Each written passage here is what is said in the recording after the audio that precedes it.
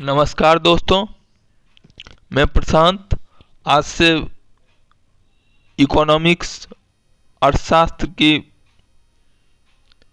PT 365 शुरुआत कर रहे हैं।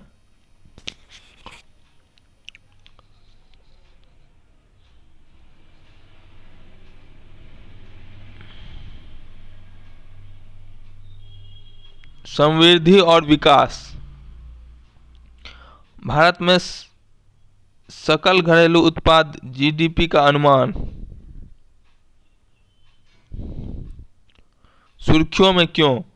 वित्त वर्ष 2023-24 की अप्रैल-जून अवधि के दौरान भारत की रियल जीडीपी वृद्धि दर 7.8% थी। भारत में जीडीपी की गणना की मौजूदा विधियां रियल और नॉमिनल जीडीपी, सांख्यिकी और कार्यक्रम कार्यान्वयन मंत्रालय स्थिर कीमतों और चालू कीमतों के आधार पर प्रत्येक 3 माह में सकल मूल्यवर्धन की गणना करता है। रियल जीडीपी की गणना के लिए स्थिर कीमतों आधार वर्ष 2011-12 और नॉमिनल जीडीपी की गणना के लिए चालू कीमतों का उपयोग किया जाता है। जीडीपी अपस्फीति कारक, यह रियल जीडीपी और नॉमिनल जीडीपी का अनुपात होता है।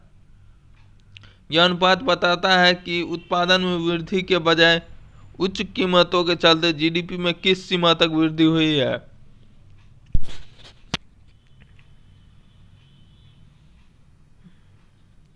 जीडीपी की गणना के लिए दृष्टिकोण उत्पादन या मूल्यवर्धित विधि। इस विधि में उत्पादन के प्रत्येक चरण में हुए मूल्यवर्धन को जोड़ा जाता है। आय विधि, इस विधि के अंतर्गत उत्पादन के सभी कारकों द्वारा अर्जित कुल आय का मापन किया जाता है। व्यय विधि, इस विधि में किसी देश की घरेलू सीमा के भीतर वस्तुओं और सेवाओं पर सभी इकाइयों द्वारा किए गए कुल व्यय का मापन किया जाता है। आदर्श रूप से उपयुक्त तीनों विधियों में समृद्धि दर समान होनी चाहिए। हालांकि डेटा के संग्रह और उसके प्रसंस्करण में भिन्नता के कारण इन तीनों विधियों में अक्सर अंतर आ जाता है। 2014-15 में जीडीपी की गणना के तरीके में बदलाव किए गए। 2015 में केंद्रीय सांख्यिकी कार्यालय सीएसओ ने राष्ट्रीय लेखा सांख्यिकी की नई श्रृंखला की शुरुआत की। जीडीपी गणना का आधार वर्ष पहले 2004-2005 था, जिसे संशोधित करके 2011-12 कर दिया गया। अर्थव्यवस्था में हो रहे संरचनात्मक परिवर्तनों को ध्यान में रखने और अर्थव्यवस्था की सही स्थिति को दर्शाने के लिए आधार वर्ष को समय समय पर संशोधित किया जाता है। नई श्रृंखला में राष्ट्रीय से लेखा प्रणाली 2008 की नवीनतम सिफारिशों तथा राष्ट्रीय खातों के संकलन पर अंतर्राष्ट्रीय दिशा निर्देशों को शामिल किया गया है। विकास को मापने के लिए जीडीपी एक अच्छा संकेत क्यों नहीं है? इसकी गणना में आर्थिक अपराध, प्रदूषण, असमानता और प्राकृतिक संसाधनों की कमी जैसे बाह्य कारकों को ध्यान में नहीं रखा जाता है।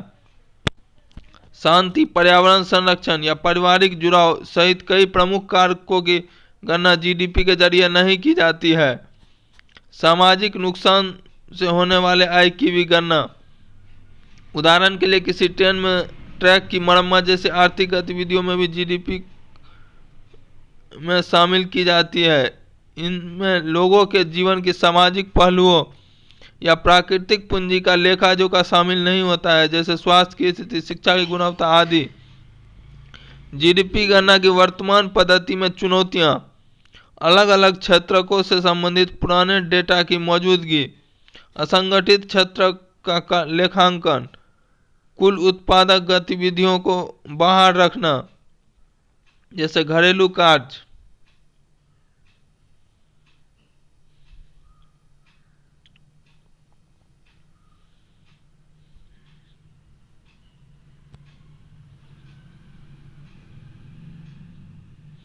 राष्ट्रीय बहुआयामी निर्धनता सूचकांक।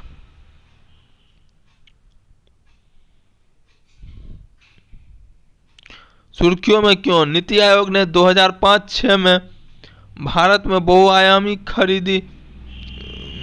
गरीबी नाम से एक डिस्कशन पेपर जारी किया है। बहुआयामी गरीबी का आकलन करने के लिए इसमें राष्ट्रीय एमपीआई का उपयोग किया जाता है। इस डिस्कशन पेपर यानी चर्चा पत्र के मुख्य बिंदुओं पर एक नज़र। पॉवर्टी हेड काउंट रेशियो में भारी गिरावट दर्ज की गई है। यह 2013-14 के 29.17% से घटकर 2022-23 में 11.28% हो गया है। पिछले 9 वर्षों में 24.82 करोड़ भारतीय बहुआयामी गरीबी से बाहर आए हैं। गरीबी की गहनता में भी कमी आ रही है, जिससे पता चलता है कि विभिन्न आबादी के बीच अभाव का स्तर कम हो रहा है। गरीबी के सकल अनुपात में गिरावट का स्तर 2005-06 से 2015-16 की तुलना में 2015-16 से 2019-21 के बीच अधिक तीव्र रही थी। उत्तर प्रदेश, बिहार, मध्य प्रदेश, ओडिशा और राजस्थान राज्यों में बहुआयामी गरीबी में तेजी से गिरावट दर्ज की गई है। सभी 12 बहुआयामी गरीबी सूचकांक एमपीआई संकेतक सुधार के महत्वपूर्ण संकेत दर्शा रहे हैं। अभाव का सबसे अधिक स्तर खाना पकाने के ईंधन और आवास संबंधी संकेतकों में है। अभाव का सबसे कम स्तर बाल एवं किशोर मृत्यु दर, बिजली और बैंक खाते के संकेतकों में है। यह संभावना व्यक्त की गई है कि भारत सतत विकास लक्ष्य एसडीजी 1.2 को 2030 से काफ़ी पहले हासिल कर सकता है।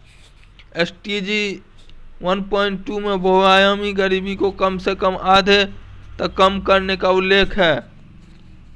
एमपीआई के बारे में एनएफएचएस 4 के लिए आंकड़ों के आधार पर पहली बार राष्ट्रीय एमपीआई 2021 में जारी किया गया था। सरकार की जीआईआरजी पहल के तहत नीति आयोग एमपीआई हेतु नोडल एजेंसी है। जीआईआरजी पहले कई महत्वपूर्ण सामाजिक और आर्थिक मापदंडों पर भारत के प्रदर्शन की निगरानी करती है। भारत की राष्ट्रीय एमपीआई की गणना हेतु उपयोग की जाने वाली विधि अल्किरे-फोस्टर एएफ पद्धति। यह दोहरे कट ऑफ काउंटिंग पद्धति के आधार पर लोगों को निर्धन या गैर निर्धन के रूप में चिन्हित करती है। एएफ पद्धति के अनुसार यदि किसी व्यक्ति का अभाव वंचन स्कोर भारत के राष्ट्रीय एमपीआई निर्धनता कट ऑफ 33.33% के बराबर या उससे अधिक है तो उसे एमपीआई निर्धन माना जाता है। क्या आप जानते हैं अल्किरे-फोस्टर एएफ विधि से गरीबी का प्रसार, संख्या और गहनता तीव्रता दोनों दिखाया जा सकता है। अल्किरे-फोस्टर विधि गरीबी के लिए विभिन्न संकेतकों में एक व्यक्ति या परिवार द्वारा उस समय अनुभव की जाने वाली अभाव या ओवरलैपिंग वाले अभावों की संख्या की गणना करती है। यह विधि गरीबी या खुशहाली को मापने के लिए एक लचीली तकनीक है।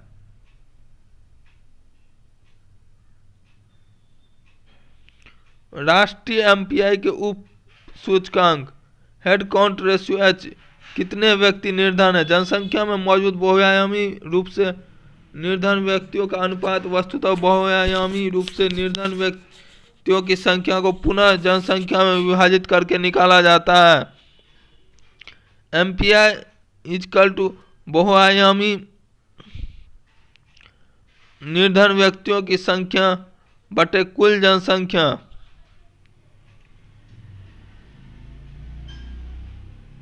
निर्धनता की व्यापक तीव्रता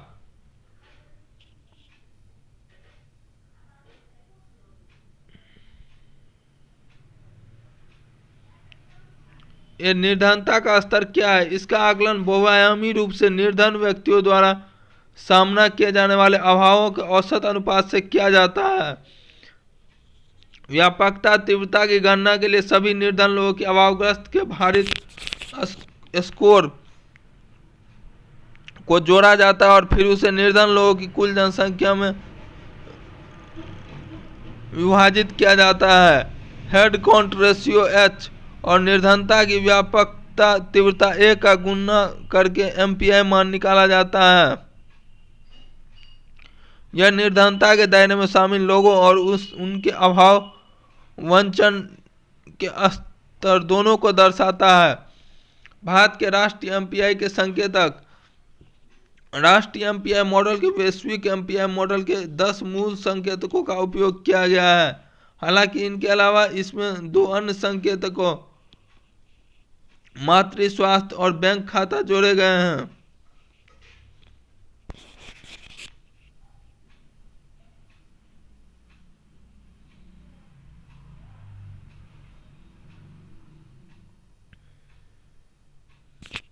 आयाम स्वास्थ्य 12 संकेतक सारांश। पोषण 1/6। कोई परिवार वंचित माना जाएगा यदि घर का एक भी सदस्य कुपोषित हो। बाल एवं किशोर मृत्यु दर 1/12। सर्वे की तारीख से 5 साल पहले की अवधि में परिवार के 18 साल से कम के किसी बड़े या किशोर की मृत्यु हो गई हो। मातृ स्वास्थ्य 1/12। सर्वे की तारीख से 5 साल पहले की अवधि में कोई महिला जिसने बच्चे को जन्म दिया हो और उसने कम से कम 4 प्रसव पूर्ण देखभाल प्राप्त न की हो।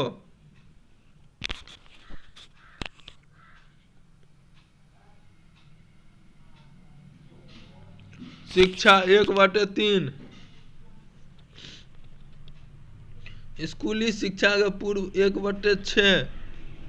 परिवार का 10 वर्ष या उससे अधिक आयु का एक भी सदस्य 6 वर्ष की स्कूली शिक्षा पूरी नहीं कर पाया हो। स्कूल अटेंडेंस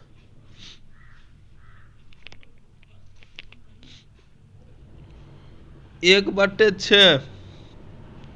स्कूल जाने योग्य एक भी बच्चा उस उम्र तक स्कूल नहीं जा पाया हो जब तक उसे कक्षा 8 में होना चाहिए। जीवन 1/3। स्तर बुकिंग फ्यूल 1/21। परिवार गोबर कृषिगत फसलों झाड़ियों लकड़ी चारकोल या कोयले में भोजन पकाता हो। सैनिटेशन 1/21। परिवार के साथ पास साधारण या कोई भी सैनिटेशन सुविधा नहीं हो। इसके पास बेहतर सुविधा तो है लेकिन वो अन्य गरीब अन्य परिवारों के साथ साझा करता है। पेयजल 1/21। परिवार के साथ पेयजल की बेहतर सुविधा नहीं है या पेयजल की अच्छी व्यवस्था घर से कम 30 मिनट की दूरी पर है। विद्युत 1/21। घर में बिजली की सुविधा नहीं है। आवास 1/21। परिवार के पास उपयुक्त आवास नहीं हो अर्थात फर्श प्राकृतिक सामग्रियों से बनाई गई हो और यह छत या दीवारें मिट्टी या लकड़ी की हों। परिसंपत्ति 1/21। परिवार के पास निम्नलिखित में एक से अधिक संपत्ति नहीं है। रेडियो टेलीविजन टेलीफोन कंप्यूटर बैलगाड़ी साइकिल मोटरसाइकिल या रेफ्रिजरेटर और कार या ट्रक। बैंक खाता 1/21। परिवार के किसी भी सदस्य के पास बैंक खाता या डाकघर खाता नहीं है। वैश्विक बहुआयामी गरीबी सूचकांक ग्लोबल एमपीआई 2023। इसे 2010 से संयुक्त राष्ट्र विकास कार्यक्रम यूएनडीपी और ऑक्सफोर्ड निर्धनता मानक नव विकास पहल ओपीएच द्वारा जारी किया जाता है। एमपीआई वस्तुतः 110 देशों में 10 संकेतकों के आधार पर अभाव और डिप्रीवेशन को ट्रैक करता है। ग्लोबल एमपीआई 2023 के मुख्य बिंदु 110 देशों में 6.6 अरब आबादी में से 1.1 बिलियन लोग बहुआयामी निर्धन की श्रेणी में शामिल हैं। कुल निर्धन लोगों में से लगभग 2/3 73 करोड़ लोग मध्यम आय वाले देश में रहते हैं और कम आय वाले देशों में एमपीआई का केवल 10% हिस्सा रहता है।